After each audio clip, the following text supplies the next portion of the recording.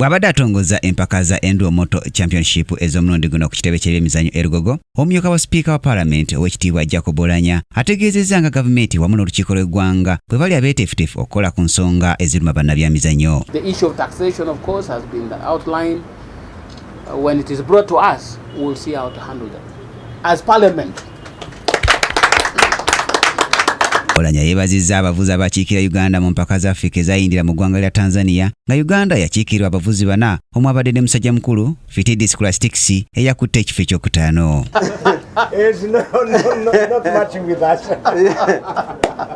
Kapiteeni wa ttiimu y'eggwanga eya Digi Maxime Van P ategeezezza nga bwe balina abavuzi abaagala okwetaba mu muzannyo guno bangi, wabula balemesebwa olw'emisolo egiggyibwa ku pikipiki z'empaka. Wano wasabidde omumyuka wa sipiika okubateerayo akabega mu paalamenti okulaba nga pikipiki z'empaka teziggyibwako misolo. This sport has so much potential in this country.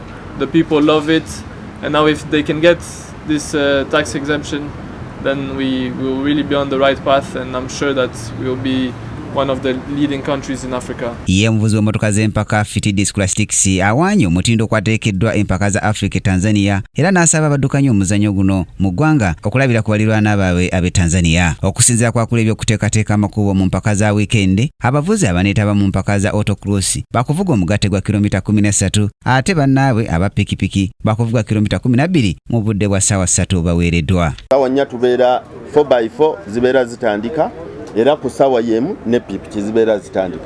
Naye buli bamu bavugira ku traka yaabwe, ab'epikipiki tebagenda mu ya mmotoka n'ab'emmotoka tebayingira mu ya pikipiki.